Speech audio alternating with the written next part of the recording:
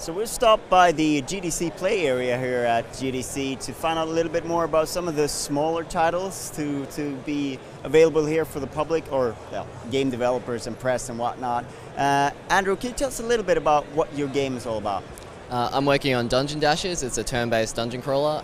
Even though it's turn-based, it's designed to be quite fast-paced as well. So you control 4 characters in a dungeon, and they've got to use their skills together and get past puzzles and kill monsters, get loot, that kind of thing. Sort of seems like a merger of a couple of popular, similar genres, but we haven't really seen that combination that much before. Yeah, it's actually inspired by tabletop board games. So I played a game called Descent with my friends and Hero Quest.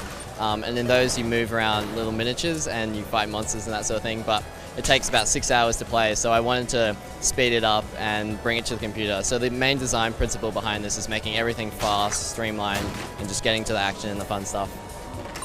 Fast and sort of dungeon crawl, it's sort of a contradiction at times. Can you tell us a little bit how that works and sort of how you sort of still maintain a depth to the gameplay? Right.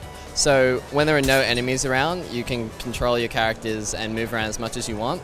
And then as soon as you encounter some enemies, it starts to go into a turn-based battle mode. So then every step you take costs an action point, and you just use the arrow keys to move around. And you can attack enemies by simply walking into their tile. So it's got a roguelike combat to it in that way. But you don't have to select your character, select attack, select an enemy like you do with a lot of turn-based games. So that's how I speed it up. So is there a random element to it, or have you designed the dungeons? All the dungeons are crafted by hand. I didn't want to do procedural dungeons because handcrafting dungeons allows me to develop all the puzzles and the encounters, and there's also a narrative that goes over the whole game, so it would have been a lot more difficult to do that if the levels had been randomly or procedurally generated. So you mentioned the narrative. What is the narrative? What's the story here? So the basic story is that there's 4 heroes, and they're living in this realm where people can leave but can't come in. So it's kind of a utopia.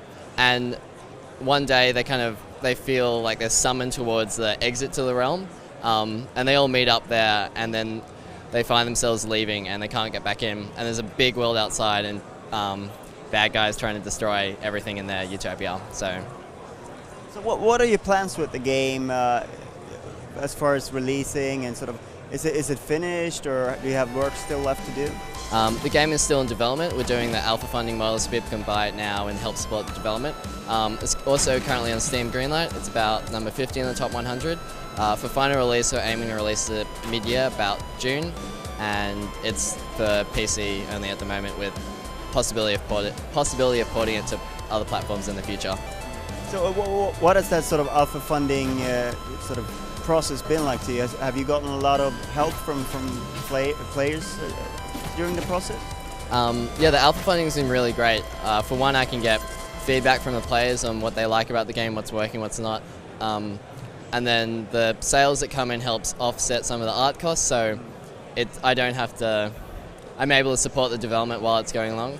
And also, a lot of people are doing YouTube Let's Plays and playing the game, showing it on YouTube, and that's also helping bringing a lot of traffic and interest in the game.